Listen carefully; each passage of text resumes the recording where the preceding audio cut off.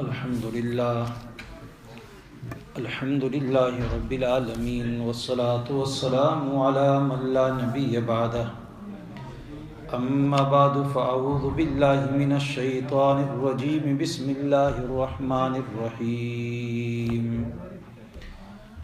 إذا جاءك المنافقون قالوا نشهد إنك لرسول الله والله يعلم إنك لرسوله والله يشهد إن المنافقين لكاذبون اتخذوا أيمانهم جنة فصدوا عن سبيل الله إنهم ساء ما كانوا يعملون ذلك بأنهم آمنوا ثم كفروا فطبع على قلوبهم فهم لا يفقهون وإذا رأيتهم تعجبك أجسامهم وإن يقولوا تسمع لقولهم كأنهم خشب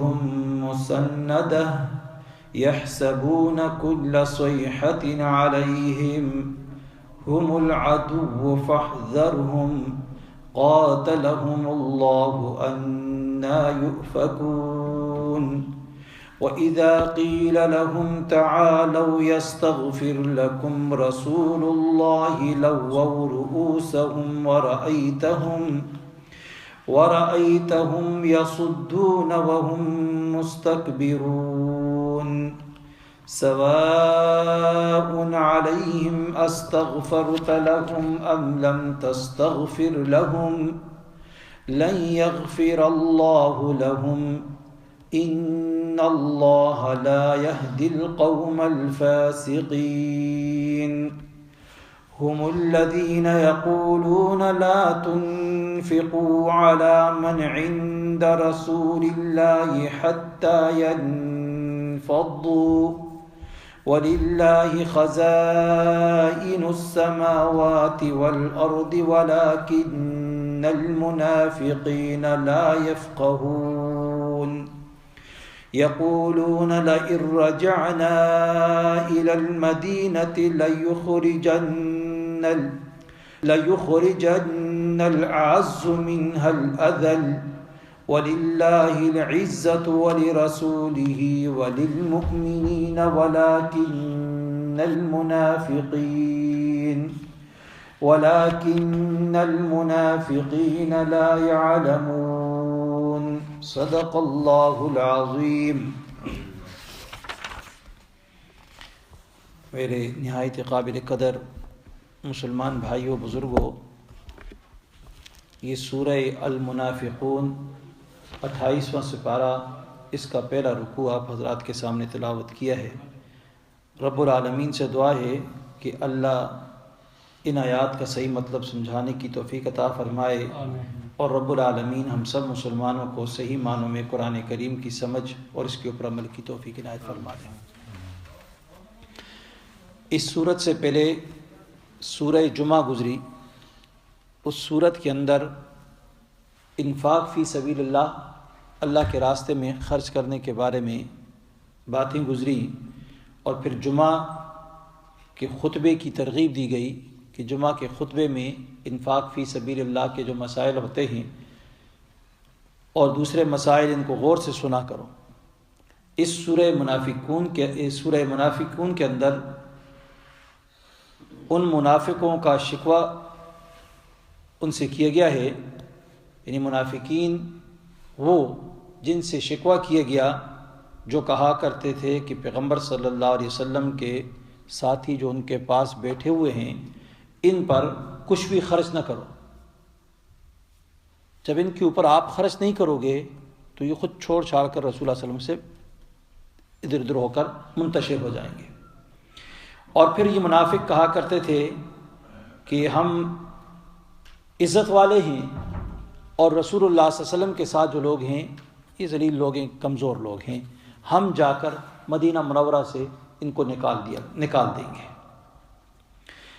اسی میں ساتھ یہ ترغیب دی مسلمانوں کو کہ تم خود اپنے اوپر ایک دوسرے جو کمزور ان کے اوپر خرچ کرو تاکہ منافقوں کی کوئی احتیاجی آپ کو نہ ہو، ان کے محتاج ہی نہ رہو۔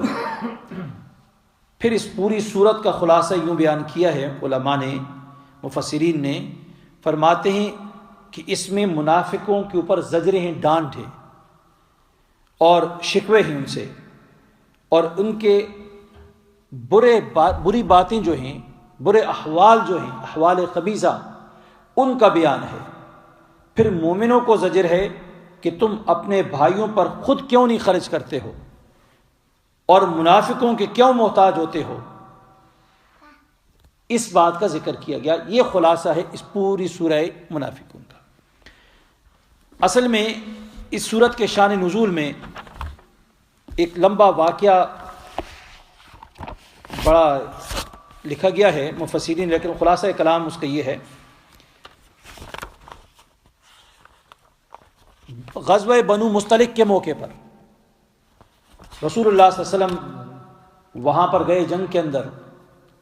رسول اللہ صلی اللہ علیہ وسلم کو اطلاع ملی کہ بنی مستلق والے رسول اللہ صلی اللہ علیہ وسلم کے خلاف جنگ کرنے کے ارادے سے جمع ہو رہے ہیں۔ آپ صلی اللہ علیہ وسلم کو اطلاع ملی تو آپ صلی اللہ علیہ وسلم ان کے مقابلے کے لیے نکل گئے۔ اور بنی مستلق یہ وہ قبیلہ ہے کہ جس میں سے رسول اللہ صلی اللہ علیہ وسلم کی گھر والی ام المومنین حضرت جویریہ رضی اللہ تعالی عنہ اسی قبیلے سے، اور انہی کا والد جو تھا بنی مستلق والی، ان کے سپہ سالار انہی کے والد تھے۔ رسول اللہ صلی اللہ علیہ وسلم گئے مدینہ منورہ میں، ابو ذر غفاری رضی اللہ تعالیٰ عنہ کو مدینہ کا والی مقرر کر دیا، اور آپ صلی اللہ علیہ وسلم نکلے، اور 30 گھوڑے تھے آپ صلی اللہ علیہ وسلم کے ساتھ گئے، ساتھ ہی منافقین بھی ہو لیے، اور انہوں نے اس بنا پر گئے کہ بنی مستلق تکڑا قبیلہ ہے، مال غنیمت اچھا ملے گا، تو مال غنیمت کی لالچ میں یہ بھی ساتھ ہو لیے، چل دیے۔ اور رسول اللہ صلی اللہ علیہ وسلم جب گئے تو وہاں پر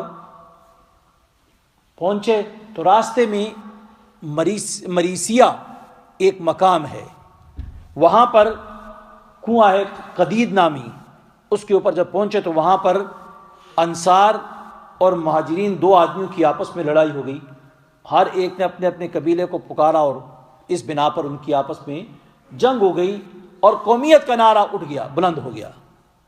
تو رسول اللہ صلی اللہ علیہ وسلم کو جب اطلاع ملی تو آپ صلی اللہ علیہ وسلم نے انہوں نے کہا کیا یہ زمانہ جاہلیت کی باتیں کر رہے ہو، قومیت کے نام پہ لڑنا، مسلمان ہو، بھائی بھائی ہو، ان باتوں کو چھوڑو۔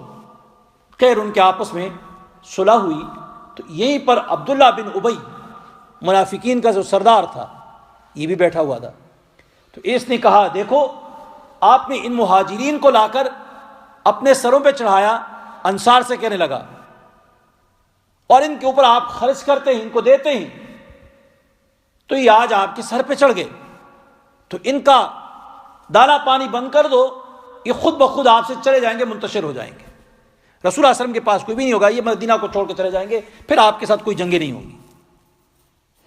یہ باتیں اس نے کی تو زید بن ارقم رضی اللہ تعالیٰ عنہ، یہ عبداللہ بن ابی جو تھا، یہ 12 منافقین جو بڑے چوٹی کے تھے ان کے ساتھ بیٹھا ہوا یہ گفتگو کر رہا تھا، اور زید بن ارقم رضی اللہ تعالیٰ عنہ اس کو چھوٹے بچے تھے، اتنے بڑے بھی نہیں تھے، جوانی کے قریب لیکن اتنا وہ بھی نہیں تھا، تو یہ بیٹھے ہوئے انہوں نے سن لیا، انہوں نے یہ باتیں سنی جب تو اپنے چچا سے کہہ دی، اور چچا سیدھا رسول اللہ صلی اللہ علیہ وسلم کی خدمت میں حاضر ہوئے، اور آپ صلی اللہ علیہ وسلم کو یہ ساری بات بتا دی۔ رسول اللہ صلی اللہ علیہ وسلم نے زید بن ارقم کو بلایا، اور زید بن ارقم سے پوچھا کیا آپ نے یہ باتیں سنی اور اس طریقے سے؟ تو انہوں نے ساری بات تفصیل سے واقعہ بتا دیا، اور رسول اللہ صلی اللہ علیہ وسلم نے عبداللہ بن ابی اور ان کے جو منافقین تھے ان کو بھی ساتھ بلا لیا۔ جب بلایا تو منافقین نے قسمیں کھانے شروع ہو گئے، قسمیں کھانے لگے، اے اللہ کے رسول، آپ اللہ کے رسول، ہم نے ایسی بات نہیں کی، ہمیں تو پتہ ہی نہیں ہے، بالکل ایسی بات ہم نے نہیں کی، قسمیں کھانے لگے۔ اب ظاہر ہے گواہ تو نہ تھے، رسول اللہ صلی اللہ علیہ وسلم عالم الغیب بھی نہ تھے، رسول اللہ صلی اللہ علیہ وسلم نے منافقین کی بات کو تسلیم کر لیا اور یہ بیچارے جھوٹے ثابت ہو گئے، بڑے پریشان۔ اب ان کے چچا گئے واپس، کہنے لگے زید آپ تو رسول اللہ علیہ وسلم کی نگاہوں میں اب جھوٹے ہیں، اس لیے کہ منافقین نے تو آ کے قسمیں کھا کے اپنی برات اپنا وہ کر دیا سارا۔ تو یہ بڑے پریشان جب اس جنگ سے واپس گئے تو گھر کے اندر بند ہو گئے، اور اللہ رب العالمین نے جب یہ بڑے پریشان تھے تو وہی نازل کر دی، یہ پوری سورہ منافقون نازل کر دی، اور اس زید بن ارقم کی جو باتیں تھی ان کو ثابت کر دیا، اور منافقین کو کہا یہ جھوٹ بول رہے ہیں۔ اور اس جنگ کے اندر کافی اور بہت سارے واقعات گزرے اسی جنگ کے اندر۔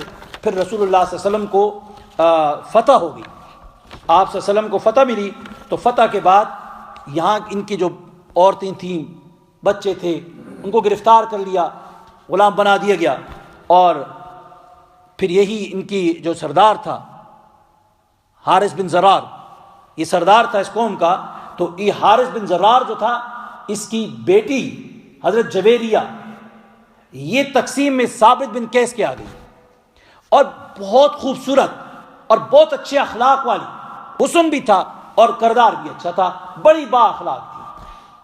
اب اس کیا نام ہے ثابت بن قیس، اس نے ان کو کاتب بنا دیا۔ کتابت کہتے ہیں کہ اگر آپ مجھے رقم دے دو تو میں تمہیں آزاد کر دوں گا۔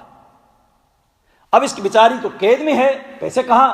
تو یہ آئی رسول اللہ صلی اللہ علیہ وسلم کی خدمت میں حاضری دی، اور جو ہی رسول اللہ صلی اللہ علیہ وسلم کی خدمت میں آئی تو آپ صلی اللہ علیہ وسلم سے کہنے لگی کہ اللہ کے رسول مجھے اس طرح کتابت کے لیے مجھے پیسے چاہیے، آزادی کے لیے، تو مجھے پیسے دے دیں، مجھے رہائی مل جائے گی۔ رسول اللہ صلی اللہ علیہ وسلم نے فرمایا جویریہ اس سے بھی بڑھ کر اگر میں آپ سے بات کہہ دوں تو کیا مان لو گی؟ میں آپ کی کتابت کی رقم ادا کرتا ہوں لیکن میں آپ سے نکاح کر لوں، اگر آپ کو یہ منظور ہے تو ٹھیک ہے۔ حضرت جویریہ نے کہا بالکل۔ انہوں نے تسلیم کر دی شرط کو، جو ہی تسلیم کیا انہوں نے کہا کہ میں اللہ کے رسول میں بالکل راضی ہوں اس بات پر کہ میں آپ سے نکاح کروں۔ رسول اللہ صلی اللہ علیہ وسلم نے ثابت بن قیس کو بلایا اور ان سے کہا ثابت اگر میں آپ کو کتابت کے پیسے اس کے دے دیتا ہوں تو یہ مجھے دے دو، حضرت جویریہ کو۔ تو ثابت بن قیس نے کہا میرے ماں باپ آپ پہ قربان، اللہ کے نبی میں آپ سے پیسے لوں، جویریہ آپ کی، جویریہ آپ کی۔ انہوں نے کہا اچھا ضرور، دے دی۔ رسول اللہ صلی اللہ علیہ وسلم نے ان کو آزاد کر دیا، آزاد کیا، اور آزاد کرنے کے بعد ان سے نکاح کر لیا، نکاح ہو گیا۔ اور جب نکاح ہو گیا تو نکاح کے بعد جب لوگوں کو معلوم ہوا، صحابہ اکرام کی اب محبت دیکھو رسول اللہ صلی اللہ علیہ وسلم کے ساتھ، جو ہی ان کو معلوم ہوا کہ رسول اللہ صلی اللہ علیہ وسلم نے حضرت جویریہ سے نکاح کر لیا ہے تو انہوں نے کہا یہ تو رسول اللہ صلی اللہ علیہ وسلم کا سسرالی خاندان ہے۔ اب انہوں نے سارے بچے عورتیں جتنے بھی تھے سب کو آزاد کر لیا، کہو جاؤ تم سارے کے سارے آزاد ہو، سارے آزاد ہو، اس لیے کہ محمد صلی اللہ علیہ وسلم کے رشتہ داری میں تم آ گئے۔ اور اس کے بعد پھر اتنے میں اسی کا والد حضرت جویریہ کے والد آ جاتے ہیں حارث بن زرار، یہ آتے ہیں اور کچھ اونٹ لے کر رسول اللہ صلی اللہ علیہ وسلم کی خدمت میں حاضر ہوتے ہیں اپنی بیٹی کا فدیہ دے کر ان کو رہائی دلانے کے لیے۔ لیکن راستے میں وادی عقیق ایک وادی آتی ہے، تو اس وادی کے اندر اس کے اونٹ تھے اور اس کو دو اونٹ بڑے پسند تھے، بڑے اچھے لگ رہے تھے، پسند تھے، ان کو وہاں پہ چھپا کے رکھ دیا، کسی نے نہیں دیکھا اس کو اور اس نے چھپا دیا ان کو۔ اب جب چھپا کے آیا رسول اللہ صلی اللہ علیہ وسلم کی خدمت میں حاضر ہوا تو رسول اللہ صلی اللہ علیہ وسلم سے کہنے لگے اللہ کے رسول یہ میں فدیہ کے اونٹ لایا ہوں اپنی بیٹی کے۔ تو رسول اللہ صلی اللہ علیہ وسلم نے فرمایا ایک دم ان سے کہا کہ حارث وہ جو دو اونٹ تو نے چھپا کے رکھے ہیں ان کے بارے میں۔ حارث ایک دم وہیں کہنے لگا اشہد ان لا الہ الا اللہ و اشہد انک رسول اللہ، میں گواہی دیتا ہوں کہ اللہ کے سوا کوئی معبود نہیں ہے، اور میں گواہی دیتا ہوں کہ آپ اللہ کے سچے رسول ہیں، اس لیے کہ وہاں تیسرا کوئی آدمی تھا ہی نہیں، آپ کو سوا اللہ کے سوا اور کوئی نہ تھا، اللہ کے سوا آپ کو بتانے والا اور کوئی ہے ہی نہیں ہے، لہٰذا اے اللہ کے رسول میں گواہی دیتا ہوں کہ آپ اللہ کے رسول۔ یہ بنو مستلق اس واقعے کے اندر اور بھی بہت سارے واقعات ہیں، لیکن یہ حضرت جویریہ رضی اللہ تعالیٰ، ہاں حضرت جویریہ رضی اللہ تعالیٰ عنہ خود فرماتی ہیں کہ یہ میرا رسول اللہ صلی اللہ علیہ وسلم کے ساتھ جو نکاح ہوا، اس نکاح سے پہلے 3 دن پہلے میں نے ایک خواب دیکھا کہ یثرب سے چاند چل کے آ رہا ہے اور آ کے میری گودی میں آ گیا۔ میں نے یہ خواب کسی کو نہیں بتایا، لیکن 3 دن کے بعد رسول اللہ صلی اللہ علیہ وسلم آئے اور انہوں نے ہمیں گرفتار کر لیا، اور یوں میں حضور صلی اللہ علیہ وسلم کے نکاح میں آ گئی، یوں حضور صلی اللہ علیہ وسلم کے نکاح میں آ گئی۔ تو ان آیات کے اندر اسی واقعے کا ذکر ہے۔ فرمایا اللہ رب العالمین فرماتے ہیں اذا جاءک المنافقون، جب آئے آپ کے پاس منافق، قالو کہنے لگے، نشہد ہم گواہی دیتے ہیں، کس بات کے اوپر؟ انکا بے شک آپ لرسول اللہ اللہ کے رسول ہیں۔ واقعے کو ذہن میں رکھیں، زید بن ارقم والا کو، واللہ اور اللہ رب العالمین، یعلم واللہ اور اللہ جانتا ہے، انکا لرسولہ بے شک آپ اللہ کے رسول ہیں، واللہ یشہد اور اللہ گواہی دیتا ہے، کس بات پر؟ ان المنافقین، ان بے شک منافق، لکاذبون جھوٹ بول رہے ہیں کہ زید بن ارقم نے کہا نا کہ انہوں نے یہ باتیں کی ہیں، اور انہوں نے کہا نہیں ہم نے تو کوئی بات نہیں کی، تو رب العالمین نے کہا ان المنافقین بے شک منافق، لکاذبون جھوٹے ہی، اتخذوا ایمانہم انہوں نے بنایا، ایمانہم اپنی قسموں کو، جنتاً ڈھال بنایا، شیل بنایا، فصدو پھر روکتے ہیں، عن سبیل اللہ اللہ کے راستے سے۔ فرمایا انہم بے شک یہ منافق، ساء ما کانوا یعملون برے کام ہیں جو یہ کرتے ہیں، برے کام کرنے والے منافق ہیں، کیونکہ شکل لبادہ اسلام کو اڑا ہوا ہے، اسلام کے روپ میں ہیں، لیکن لوگوں کو روک رہے ہیں، ان کے قریب نہ جاؤ، یہ فلاں شکوک و شبہات پیدا کر کے لوگوں کو رسول اللہ صلی اللہ علیہ وسلم سے متنفر کرنے کی کوشش کر رہے ہیں اور دین اسلام سے بھگانے کی کوشش کر رہے ہیں۔ تو اس لیے فرمایا رب العالمین نے کہ فصدوا عن سبیل اللہ، یہ اللہ کے راستے سے لوگوں کو روک رہے۔ آگے فرمایا ذالک بانہم، یہ کیوں ایسا؟ اس لیے کہ بانہم آمنوا، یہ ایمان لائے، ظاہری طور پر ایمان ہے، ایمان والوں کے پاس بیٹھتے ہیں تو قسمیں کھاتے ہیں ہم تو مسلمان ہیں۔ فرمایا ثم کفروا، پھر جب اکیلے تنہائی میں جاتے ہیں، منافقین کی مجلس میں جاتے ہیں، ثم کفروا پھر انکار کر لیتے ہیں، کفر کے اختیار کر لیتے ہیں، کافر ہو جاتے ہیں۔ تو فرمایا فطبع علی قلوبہم، کافر کیسے؟ کہتے ہیں ہم تو مذاق کرتے ہیں، ہم تو رسول اللہ صلی اللہ علیہ وسلم کے اوپر ایمان نہیں لائے، یہ اللہ کے رسول نہیں ہیں، اپنی مجلس میں ایسی باتیں کر، اور مجلس میں کیا کہتے ہیں؟ ہم جا کر ان کو مدینہ سے نکال دیں گے۔ تو فرمایا فطبع علی قلوبہم، طبع مور لگا دی، علی قلوبہم ان کے دلوں پر، کون سی مور؟ مور جباریت، اسے کیا کہا جاتا ہے؟ مور جباریت۔ مور جباریت اسے کہا جاتا ہے کہ ایسا اسٹمپ دل پہ لگا جاتا ہے کہ پھر کہیں سے بھی ہدایت کی بات دل پہ نہیں آتی۔ تو فرمایا فہم لا یفقہون، یہ سمجھتے نہیں ہیں۔ وَإِذَا رَأَيْتَهُمْ، اب منافقین مدینہ میں جب پھرتے تو بڑے ٹیپ ٹاپ میں، بڑے ٹھاٹ میں ہوتے تھے، تو اللہ رب العالمین فرماتے ہیں وَإِذَا رَأَيْتَهُمْ، جب آپ ان کو دیکھیں گے، تُعْجِبُكَ آپ کو تعجب میں ڈالیں گی، آپ کو عجیب یعنی اچھی لگیں، بھلی لگیں گی، اجسامم کے جسم باڈیاں بھی اچھی، وَإِن يَقُولُوا اور اگر وہ کہیں، تَسْمَعْ لِقَوْلِهِمْ اگر وہ بات کہیں تو آپ سنتے ان کی بات۔ رسول اللہ صلی اللہ علیہ وسلم یعنی جب بات کرتا عبداللہ بن ابی، بڑا فصیح، بڑا خوبصورت، بڑے لچھے دار باتیں کرنے والا، رسول اللہ صلی اللہ علیہ وسلم کی مجلس میں جب آ کے بیٹھتا تو رسول اللہ صلی اللہ علیہ وسلم بھی ان کی بات کو سنتے، ان کی بات کو سنتے۔ تو اللہ رب العالمین فرماتے ہیں وَإِن يَقُولُوا اور اگر وہ کہیں، تسمع سنے، تو لِقَوْلِهِمْ ان کی بات کو تو آپ سنتے۔ كَأَنَّهُمْ ان کی مثال کیسی ہے؟ خشب مسندہ، ایک لکڑی ہے، لکڑی کو کاٹ دو، کاٹ کر رکھ دو باہر، بیکار لکڑ پڑی ہے، تو یہ بھی ایک بیکار لوگ ہیں جو مسلمانوں کے اندر پڑے ہوئے ہیں، صرف لکڑی کی طرح، بیکار لکڑی کی طرح۔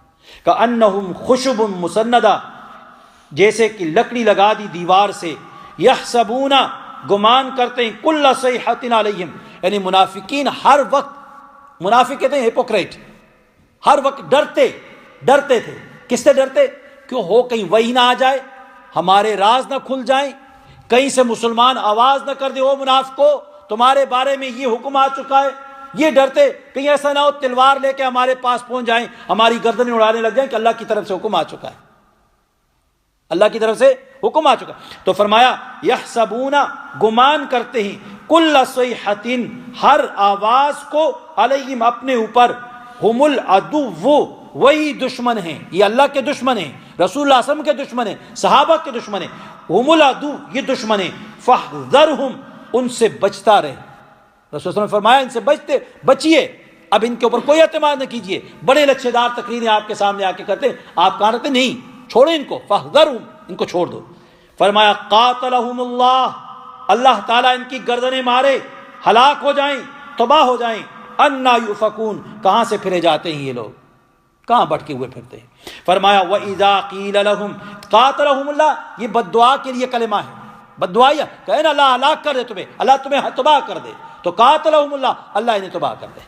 تو فرمایا وَإِذَا قِيلَ لَهُمْ، اور جب کہا جاتا ہے ان سے، تعالوا، اب عبداللہ بن ابی، اب جب اس کا راز کھل گیا تو لوگوں نے ان سے کہا کہ جاؤ رسول اللہ صلی اللہ علیہ وسلم کے پاس چلے جاؤ اور اپنے یعنی معذرت کر لو، معافی مانگ لو، تم نے یہ غلط جا کے جھوٹی قسمیں کھائی ہیں، جا کے معافی مانگ لو، رسول اللہ صلی اللہ علیہ وسلم اللہ سے معافی مانگیں گے، معاف ہو جائیں گے۔ تو بعض علماء نے یہ بھی فرمایا کہ رسول اللہ صلی اللہ علیہ وسلم نے خود اس کے پاس پیغام بھی بھیجا کہ آ جاؤ، تم آ جاؤ، کوئی بات نہیں ہے، معذرت کر لو، کوئی بات نہیں ہے ایسی، لیکن تکبر کی وجہ سے، بڑا پن کی وجہ سے اس نے اپنی گردن کو موڑا، رسول اللہ صلی اللہ علیہ وسلم کی پاس نہ آیا۔ تو اللہ رب العالمین نے کہا وَإِذَا قِيلَ لَهُمْ، جب ان سے کہا جاتا ہے تعالوا، آ جاؤ، یستغفر لکم، تمہارے لیے بخشش چاہے، کون؟ رسول اللہ، اللہ کا رسول، اللہ کا رسول تیرے لیے بخشش چاہے، لووا رؤوسہم، تو اس نے کیا ہے؟ مٹکاتے ہیں، شیخ الہند رحمۃ اللہ ترجمہ کرتے ہیں لووا، مٹکاتے، یعنی تکبر کی وجہ سے سر کو موڑ دیتا ہے، ورأیتہم، اور تو دیکھے گا ان کو، یسدون، رکتے ہیں، رکتا ہے، آتا نہیں ہے، تکبر کی وجہ سے، وہم مستکبرون، اور وہ غرور کرتا ہے، تکبر کر رہا ہے۔ فرمایا سواء علیہم، اب فیصلہ اللہ رب العالمین کا کہ سواء علیہم، برابر ہے ان پر، استغفرت لہم، کہ اے نبی تو ان کے لیے استغفار کرے، ام لم تستغفر لہم، یا ان کے لیے استغفار نہ کرے، لن یغفر اللہ لہم، اللہ ہرگز ایسے ہپوکریٹ منافقوں کو معاف نہیں کرے گا، بالکل معاف نہیں کرے گا۔ فرمایا ان اللہ لا یہدی القوم الفاسقین، کیوں معاف نہیں کرے گا؟ اس لیے کہ یہ فاسق ہیں، ازلی فاسق ہیں، اور ایسے فاسقوں کو اللہ رب العالمین ہدایت نہیں دیتا۔ آگے فرمائے ہم الذین، یہ وہ لوگ ہیں، یقولون، جو کہتے ہیں، لا تنفقوا علی من عند رسول اللہ، کہ خرچ نہ کرو ان لوگوں کے اوپر جو رسول اللہ صلی اللہ علیہ وسلم کے پاس بیٹھے ہو۔ کون؟ مہاجرین، جنہوں نے مکہ چھوڑ کر آئے، اب بیچاروں کے پاس تو کوئی چیز نہیں ہے مدینہ منورہ میں، اب انصار کیا کرتے؟ ان پہ خرچ کرتے، ان پہ خرچ کرتے، اب یہ کہتے ہیں ان کو کچھ نہ دو۔ تو فرمایا ہم الذین، یہ وہ منافق ہیں جن کے لیے آپ کو دعائے مغفرت سے روک دیا گیا کہ اللہ رب العالمین ان کی بخشش نہیں کرے گا، آپ ان کی بخشش مانگیں یا نہ مانگیں، رب العالمین ان کو معاف نہیں کرے گا۔ فرمائے کون؟ ہم الذین، یہ وہ لوگ ہیں، یقولون، جو کہتے ہیں، لا تنفقوا، مت خرچ کرو، ان لوگوں پر، عند رسول اللہ، جو رسول اللہ صلی اللہ علیہ وسلم کے پاس ہیں، حتی ینفضوا، یہاں تک کہ وہ رسول اللہ صلی اللہ علیہ وسلم کی مجلس کو چھوڑ کر منتشر ہو جائیں، وہاں سے چلے جائیں، کیونکہ دانا پانی بند ہو گیا تو یہ اٹھ کے خود بخود چلے جائیں گے۔ لیکن ان بیوقوفوں کو یہ علم نہیں، ان کو یہ علم نہیں کہ کھانے پینے کا مالک، روزی رساں انسان نہیں، روزی رساں کون ہے؟ اللہ ہے، رزق دینے والا اللہ ہے۔ انسانوں کے رزق بند کرنے سے اور رزق کے ذرائع بند کرنے سے رزق بند نہیں ہوتا، کیونکہ رازق کون ہے؟ اللہ ہے۔ وما من دابۃ فی الارض الا علی اللہ رزقها، زمین کے اندر چھوٹی چھوٹی جانور جو کیڑے مکوڑے رینگنے والے، ہر چیز کے رزق کی ذمہ داری اللہ رب العالمین نے لی، اللہ نے لی ہے۔ تو اس لیے کسی کے رزق کے ذرائع، کوئی کہے نا میں اس کے اوپر بند کر دوں گا کوئی راستہ، سارے راستے بند کر دیں گے، بھوکا مرے گا، خود ہمارے سامنے بھیک مانگے گا، لوگ ایسے بھی کرتے ہیں، جائیدادوں کا کیا ہے، زمینوں کے راستے بند کر دیتے، پانی بند کر دیتے ہیں کہ پانی بند ہوا ہے، اس کی فصلوں کو کوئی نہیں ملے گا تو یہ بھوکا مرے گا، خود بخود ہمارے ہاں مجبور ہو جائے گا، ہمارے سامنے آ جائے، گر جائے گا۔ روزی رساں کون ہے؟ اللہ۔ تو اللہ نے فرمایا ان منافقوں کو معلوم نہیں، وللہ اور اللہ ہی ہے، اللہ ہی کے لیے خزائن السماوات والارض، آسمانوں اور زمینوں کے سارے خزانوں کا مالک و مختار صرف کون ہے؟ اللہ ہے۔ فرمایا ولکن المنافقین، لیکن منافقوں کے ذہن میں یہ بات نہیں آتی، لا یفقہون، سمجھتے نہیں ہیں کہ روزی ہمارے بند کرنے سے روزی رکتی نہیں، روزی رساں کون ہے؟ اللہ کی ذات ہے۔ یقولون، یہ کہتے ہیں لئن رجعنا الی المدینہ، پھر یہ بھی عبداللہ بن ابی نے کہا نا کہ ہم مدینہ میں جائیں گے تو جا کر ہم تو عزت والے لوگ ہیں، ان ذلیل لوگوں کو ہم وہاں سے نکال دیں گے، الیاذ باللہ۔ کس کے بارے میں کہہ رہا ہے؟ ابو بکر و عمر عثمان و علی رضی اللہ تعالیٰ کے بارے میں۔ تو اللہ رب العالمین نے کیا جواب دیا؟ یقولون، یہ کہتے ہیں لئن رجعنا، البتہ اگر ہم لوٹے الی المدینہ، مدینہ منورہ کی طرف، لیخرجن الاعز منها الاذل، کہ عزت والے جو ہیں یہ نکال دیں گے اس سے کس کو؟ ان ذلیلوں کو۔ فرمایا وللہ العزت، عزت دینے والا کون ہے؟ انسان ہے، پگڑی اچھالتا ہے ہر عزت دار کی، اور ہر عزت والے کو گرانے کی کوشش کرتا ہے، وہ سمجھتا ہے کہ اس کے خلاف میں یہ کروں گا، یہ کروں گا، یہ لگاؤں گا تو یہ ذلیل ہو جائے گا، اس کی عزت جو ہے ختم ہو جائے گی اور معاشرے میں یہ آنکھ لگانے کے قابل نہیں ہوگا، تو یہ کام کرتا ہے۔ لیکن اس بدبخت کو یہ نہیں معلوم کہ عزت دینے والا کون ہے؟ اللہ ہے۔ تو منافقین سے کہا، ان کی اس بات کا جواب دیا وَلِلَّهِ الْعِزَّةُ وَلِرَسُولِهِ، اللہ ہی کے لیے عزت، وَلِرَسُولِهِ اور اس کے رسول کے لیے، وَلِلْمُؤْمِنِينَ اور ایمان والوں کے لیے، وَلَكِنَّ الْمُنَافِقِينَ لَا يَعْلَمُونَ، لیکن منافقین کے دماغ میں یہ فلسفہ آتا ہی نہیں ہے کہ عزت دینے والا تُعِزُّ مَن تَشَاءُ وَتُذِلُّ مَن تَشَاءُ، عزت بھی وہ دیتا ہے، ذلت بھی وہ دیتا ہے، کسی کے ذلیل کرنے سے کوئی انسان ذلیل نہیں ہوتا ہے، خود ذلیل ہو جاتا ہے۔ ابھی منافق عبداللہ ابن ابی جو تھا خود ذلیل ہوا۔ کیسے ذلیل ہوا؟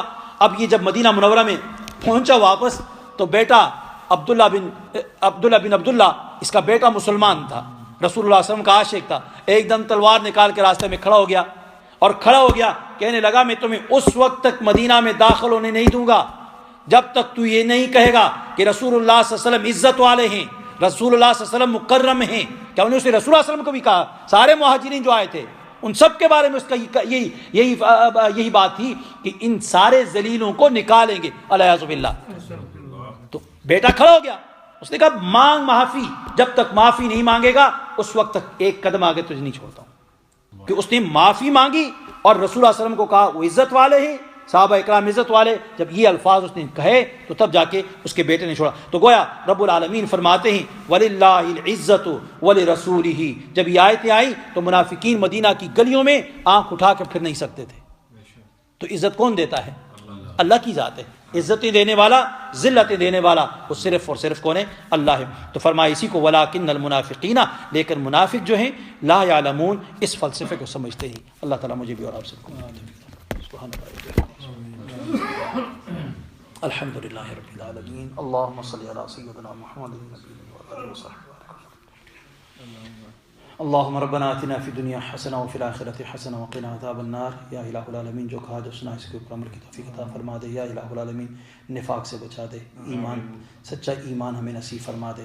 اے اللہ تو خاتمہ بالخیر نصیب فرما دے، ایمان والوں کی صف میں کھڑا کر دے، منافقین کی صفوں سے ہم سب کو نکال دے۔ اے اللہ تو ہم سب کو ایمانوں میں روزہ رکھنے کی توفیق عطا فرما، روزے کی حالت میں کوئی غلطی کوتاہی کو معاف فرما دے۔ اے اللہ مبارک مہینہ ہے، اے اللہ مبارک مہینہ ہے، مبارک ساعات مبارک گھڑیاں ہیں۔ اے اللہ ہم گنہگار ہیں، ہم سیاکار ہیں، بد کردار ہیں، بد اخلاق ہیں، پروردگار عالم تو غفار ہے، تو رحیم ہے، تو کریم ہے، تو عظیم ہے۔ اے اللہ تو ہم سب کو معاف فرما دے، اے اللہ تو ہم سب کو معاف فرما دے، اے اللہ ہم سب کو معاف فرما دے۔ اے اللہ تو ہماری اولادوں کو معاف فرما دے، والدین کو معاف فرما دے، بہن بھائیوں کو معاف فرما دے، پوری امت مسلمہ کو تو معاف فرما دے۔ اے اللہ تو اگر اس مبارک مہینے میں تو نے ہمیں معاف نہ کیا، یہ مہینہ اسی طرح گزر گیا، اے اللہ ہم سب سے زیادہ ہلاک ہونے والوں میں سے پھر ہم ہیں۔ اے اللہ